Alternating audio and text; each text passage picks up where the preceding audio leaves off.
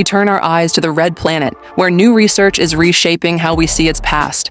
For years, scientists have debated whether Mars once had a vast ocean. Now, thanks to new evidence, that idea is gaining stronger support. Mars today is cold, dry, and covered in rust-colored dust. But billions of years ago, it looked very different. The planet had a thicker atmosphere, warmer temperatures, and most importantly, liquid water flowing across its surface.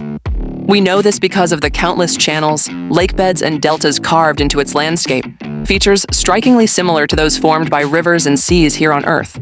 According to new research from the University of Arkansas, there's a compelling case that Mars once had an ocean covering much of its northern hemisphere. Corey Hughes, a geosciences PhD candidate, led the study. He and his team compared geological features on Mars to sandstone formations here on Earth, specifically in northwestern Arkansas. Those formations were created about 300 million years ago, when rivers from what's now Indiana emptied into an ancient sea covering central Arkansas. By analyzing satellite images from NASA's Mars Reconnaissance orbiter, Hughes identified nearly identical patterns on Mars, in a region called Aeolus Dorsa.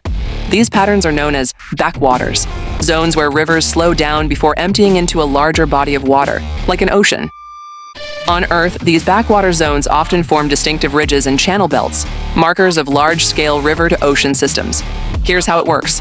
When a river approaches the sea, it slows down.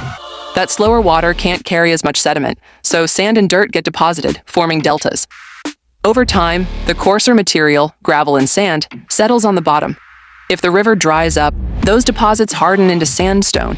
On Earth, tectonic activity can later push those formations upward, leaving behind ridges known as inverted channels. The University of Arkansas researchers found exactly these kinds of features on Mars. Since Mars doesn't have plate tectonics, the ridges likely formed because finer material eroded away, leaving the harder sandstone behind. The scale of these features is so massive that we can actually see them from orbit. The Arkansas example is particularly important. The Weddington Sandstone Formation is the only known inverted river delta on Earth.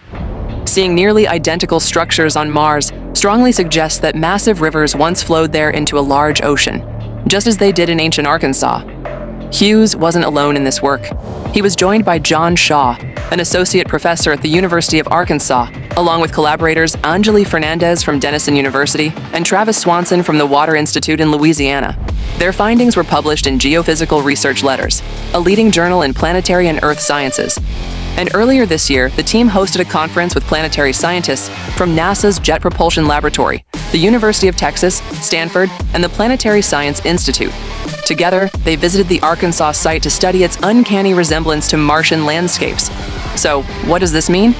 Well, if Mars once had a massive ocean, it also had the conditions most scientists believe are necessary for life. As Professor John Shaw explained, we don't know of any life forms anywhere that don't require liquid water. The more water Mars had, the higher the chances that life might have existed there. In other words, every new piece of evidence for water makes the possibility of past life on Mars a little more likely. For now, Mars remains a dry and desolate desert world. But studies like this remind us that the red planet once had rivers, seas, and possibly an ocean big enough to cover half the planet. And if Mars once had an ocean, it just might have had life. This discovery brings us one step closer to answering one of humanity's biggest questions. Are we alone in the universe?